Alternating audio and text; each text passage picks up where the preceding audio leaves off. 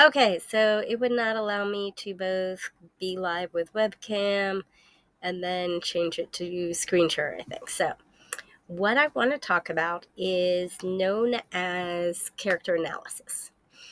So character analysis is modern Pythagorean numerology. And one portion of it is the most well-known, most practiced form of numerology in at least the United States. And it's known as our life path numbers. Now, historically, life path was actually known as the vocation number instead of life path. But it is where you add your date of birth across, and we'll talk a bit more about that in time. So, there are two primary versions of Pythagorean numerology. And the one that we encounter today is modern. It is based on a system of numbers 1 through 9. It doesn't go really above that. You have 10, 11, sometimes 21, sometimes 22. Sometimes a few other numbers get thrown in there. But it's primarily numbers 1 through 9 or 1 through 11 have meaning. We'll come back to that. Now, there is a much older ancient form of Pythagorean numerology that blends with a old version of Greek numerology, which is interesting if you want to delve into is it 666 or 616, and that whole debate. But that's going back. Right now, the focus is, again, like I said, character analysis and this modern form of numerology. So my knowledge of modern Pythagorean numerology came to me via my dad back around, I was about age 12, 13, 12, pretty much. And it was from his own studies that go back to the 1970s. So there was a person, they were actually the president of the Florida Astrological Association at one point. Anyways, the name is Cordelia Cool, or Cordelia E. Cool. And back in the 70s, there was a course on numerology offered through the Temple of Living God in St. Petersburg, Florida. And my father got the information. He took the course, enjoyed it. And so this is the first page of the booklet. I'm not going to share all the pages. I'm not going to read through everything. If you want a copy of this booklet, let me know. Honestly, I can't do it right now, but I will get it scanned or just do pictures of it, and I will get it to you. At least if you're a member of the group. So that is a little requirement. So real quick, just a couple of statements here. It is the key to self-understanding and the solving of human problems. Every sound that wakes our hearing, every ray of light, and every bending of color has its own numerical law. Numerology is one of the oldest sciences. Now, that is true. Now, here, Cordelia is saying that about 600 BCE, or BCE is what we would say today, Pythagoras presented the philosophy of one sustenance, from which all things and man emanated, and of which the numerals 1 to 9 were the symbols capable of scientific interpretation. So real quick, that's not when numerology began. There's debate sometimes between the different forms and systems of numerology. However, most likely, and probably one of the best arguments, is for Chaldean numerology going back the ancient Near East. We're talking Babylonia, pre-Babylonia. We're talking ancient Persia, those regions. And Chaldean, which just as a little bit of religious history here on the side, this is where we have figures like the goddess Inanna, who becomes associated with Ishtar, but there's two separate goddesses there. It is where was located, which is, the roots of Judaism with Abraham, and, that goes back to this Chaldean region. There is a lot of similarity that can be found between the different systems of numerology. That is a conversation for another time.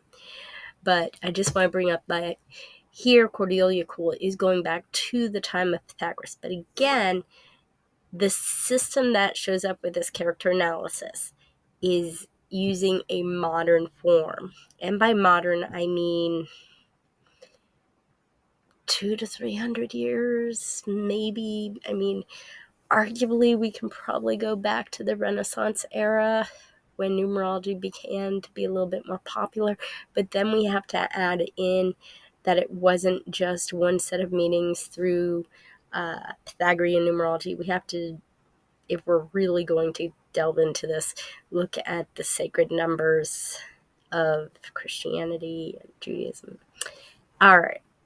I can go on tangents all night long. So what we really want to do is look at what these numbers are. So the one you're probably most curious about is not the one I'm covering first. First, I'm going to talk about ideality number. So the ideality number is based on the full birth name. It is because your birth name is said to be the strongest. Now, marriage life, after about 5 years, does add additional energy. There are some Pythagorean numerologists who will say it doesn't matter how long you've been married or anything. The only thing that matters is your birth name. And then there will be others who will say any name change, your most popular name is the name you should use.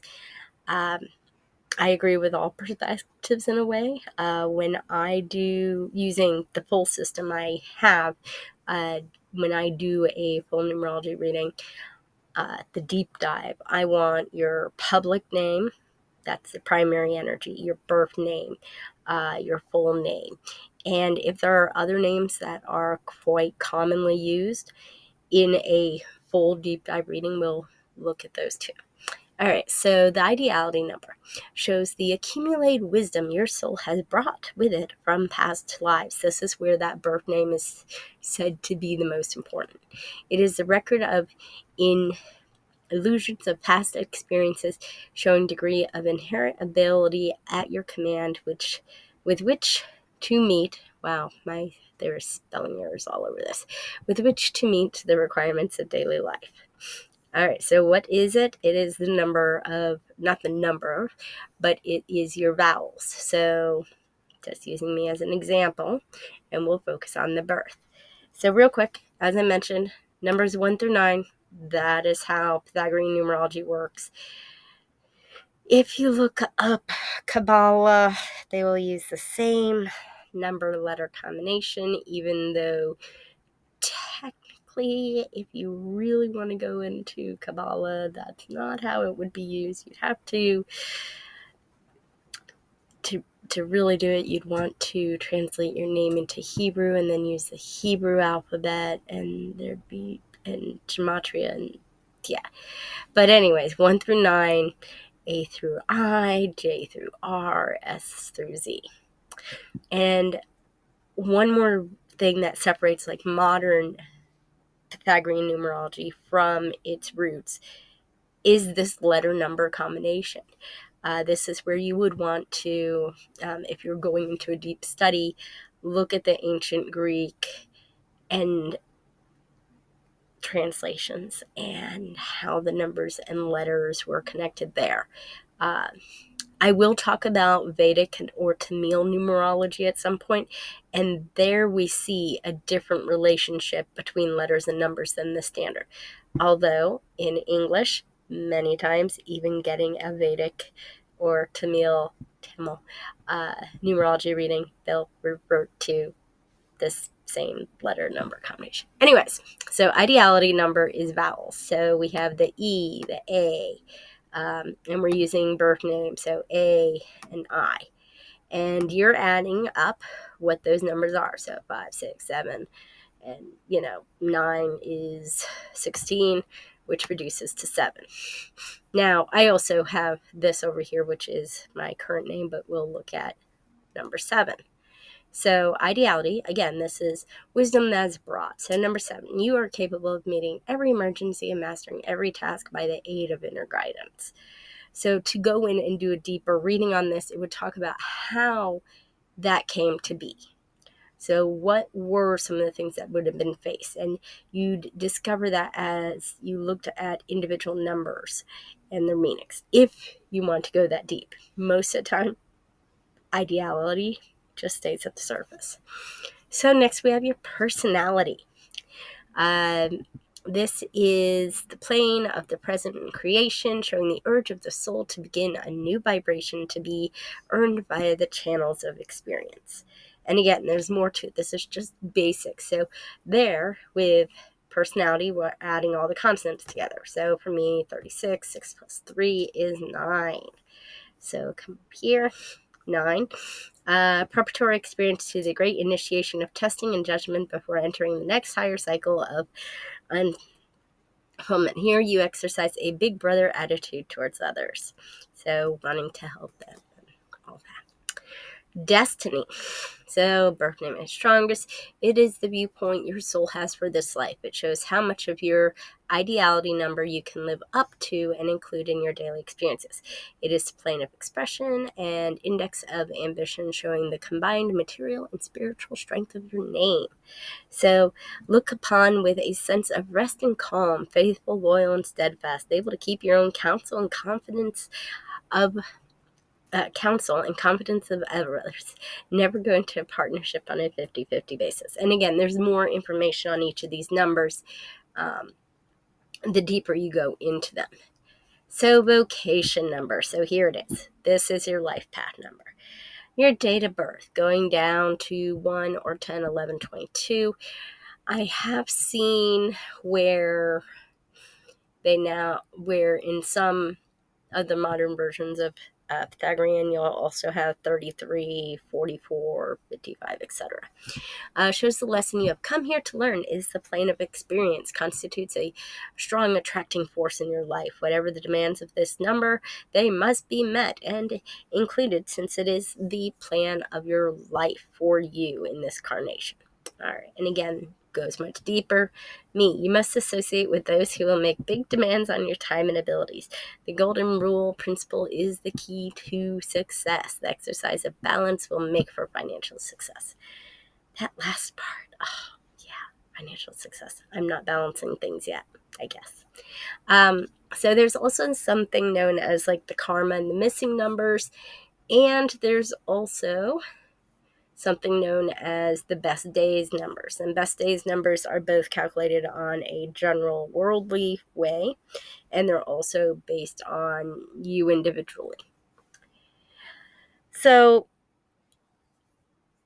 this is just basic, and I say it's basic information, but there is a lot you can do with this. You can figuring out, that sense of your vocation, your life path. What is the design that you set forth? How does it interrelate with your personality? How can we look at these two traits and say, how will part A help you with part B? And does this use the gifts and the talents that you've already been given that you brought with you from previous lives? Or just you brought with you as you came into this life? So when I do a character analysis, I will go deeper than what I just did in real quick speaking about mine and explain what the ideality number is in more depth. And we'll talk about it as a way to remember who you are and remembering that personal power you have with the personality. How does this personality, how is it going to help you in your experiences? How are you working with it or against it? And how balancing it is going to help you succeed more with your destiny. And so, it's through basically your personality number and destiny number that you actually begin to see what's going to be happening in the different levels of your life. So the material, the spiritual, the physical, and through it all, again, coming back down to the life path. I am of the mind that if you've had a different name or went by a name for more than 5 years, that name is bringing an influence to things. That will include a discussion like, is this because you got married? Is it a name you chose? Is it just like a nickname? And that's how things unfolded. But anything that you've used for more than 5 years and currently use, key phrase, still currently use, is going to provide a little bit more information about the ideality, the personality, and destiny. Date of birth remains the same. There's a discussion among some numerologists whether or not you should use like other dates, like the date of when you got married or divorced, or sometimes like when you had your near-death experience, and these other dates, in order to see if there's other components of the life path that might be showing up that will either aid you in the original one, add to it, or maybe even bring up a challenge that might be making it to where your life path and you just don't seem to be jiving equally. But there you go. And yeah, if you have questions about character analysis, if you have questions about life path number, go ahead and ask me. I will, as part of this video, I'll go ahead and make a copy. Well, once I edit it and put it into its own thing, I'll get a picture of the life path or vocation number meanings based on the Cordelia Cool. And I like to honor where my education and knowledge came from. And so just some website online isn't really going to do it for me when it comes to these meetings. All right. If you have any questions, please let me know.